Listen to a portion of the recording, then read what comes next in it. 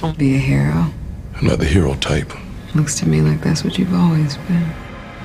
Welcome to I'm Your Target Demographic. Right now we are talking spoilers about Netflix's Luke Cage. So if you haven't seen Luke Cage, you can check out in the description. I have a spoiler-free written review you can click on and read.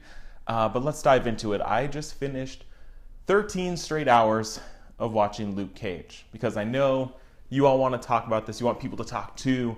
So let's get this video up. So, initial thoughts. It's good. It's really good. I don't think it's better than Daredevil, but it's up there with how much I love Jessica Jones. It's a little more action-packed than Jessica Jones, but it also falters in some areas that Jessica Jones did really well. So it's kind of those two, and then Daredevil season 1 and 2 are both incredible. So let's talk about pros. What we loved about Luke Cage. I thought casting, perfect. Mike Colter nailed it. I mean, we got to see him in Jessica Jones, so we already knew that he would be great. Misty Knight, I was pleasantly surprised how much she was in this show, because I didn't think she would be kind of a lead character like this, and she was, which was really great, and that character, so good.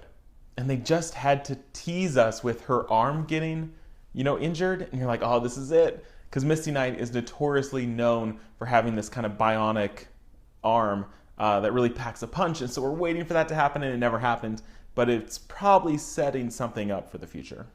The music was great. I loved that there would be like live music playing, and then that would be kind of the music over some sort of montage or scene happening somewhere else. I loved that aspect. I thought the way that it touched on social issues was really cool and really important. This is the perfect timing for a show like this. And so I think it's going to get a lot of praise and a lot of attention because it kind of tackles some of this stuff head on. And it's a cast of mostly people of color, and it blatantly tackles issues that are very much in the news, and police and race, and there's just a lot of complicated things here, but I think it does it beautifully. There were a few points where it was a little too on the nose. Someone would say a line that was like, well, it's really great to have, a black superhero that is bulletproof. And they would kind of like, almost like wink at the camera. But I think it was so on the nose because I like to think I get it. And I saw those themes much earlier in the show. But other people that are maybe a little more ignorant or not aware of those issues, those lines might be at them. Like, hey, in case you didn't notice, here's what we're doing. So I don't really blame the show for that lack of subtlety, because some people need that smack in the face to understand what's happening. I thought the fight scenes were great. In episode 3, there was kind of a hallway fight scene like in the Daredevil series, but it wasn't one take, but it was a very similar stairwells and hallways and, that sort of fight scene. Perfect. Just generally, the action was really good. Now let's talk about what didn't work. And for me, the biggest misstep, and again, this is complete spoilers, was probably the villains, plural. Because, I don't know, it just didn't have Kingpin and the Purple Man and even Punisher and Elektra to an extent, because they were somewhat villains in their respective seasons. They were great.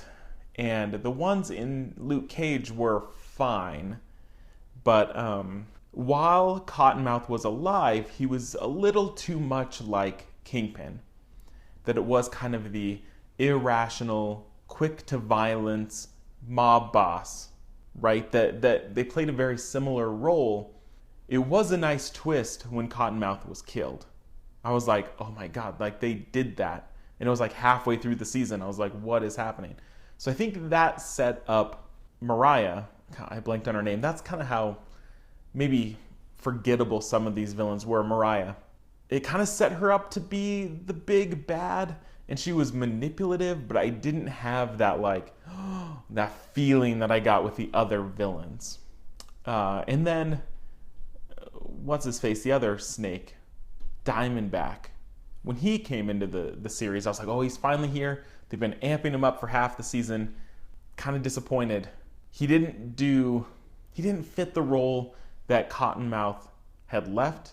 Cottonmouth is such a weird name. He just didn't fit that role. He was almost cooler when you didn't know that he was the big bad and he showed up like this assassin or whatever out of nowhere. I was like, oh, this guy's cool. But then it's like, oh, but he's the guy at the top. I was a little disappointed by that. And then the finale, his suit, while I get what they were going for, looked weird.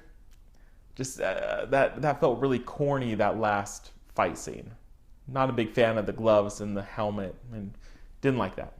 Also on the con side, I think they're toying around with us too much in how they do references to other Marvel properties. That, at least in this one, they said Captain America and they said Iron Man, like once. But then there were like 12 other references that were like the girl in Hell's Kitchen that killed a guy, the green monster, the hammer. Like, they would talk about things like that, but they wouldn't, like, these are celebrities. You know, they would just say Thor. They would just say, you know, Jessica Jones or the Devil of Hell's Kitchen. They would say that. Like, when we're talking about celebrities, we don't use euphemisms like that. So that still kind of weirds me out. And I also hate that they keep bringing up, I have a friend that's a lawyer, and then you're like, here it comes. Never. You know, that happened all the way through Jessica Jones, and it happened all the way through Luke Cage. That there were so many times where it's like, well, we need a lawyer. And you're like, here, yes, come on. Nope, I don't need a lawyer. And you're like, oh, stop it. So it's like they're messing with us too much without a payoff. You know, if they mess with us, and then in this one, it's like, okay, we get one scene with Charlie Cox as Daredevil. You know, he shows up as Matt Murdock, I guess, more likely. And you're like, yes, thank you. But we're still not getting that, and it's like, oh, come on. Just a little frustrating. But if that is the sort of stuff that we have to complain about, awesome. Otherwise, the show was fantastic. I'm going to watch it again at a slower pace and really enjoy it this time. But I just wanted to get through it so we could talk about it, because you're going to be eager, you're going to finish binging it, and you're going to go and say, I want to know what other people thought. So in my ranking, it would be Daredevil season probably 2 and then 1. I think I like 2 better than 1. Then Jessica Jones, and then Luke Cage and Jessica Jones are in the same vein for me. So what is your ranking so far? What did you think of Luke Cage? What did you like? What did you not like? Let me know in the comments. Talk to each other. Talk to me. Let's talk about Netflix's Luke Cage. I just want to be left the hell alone. Well, that would be a waste.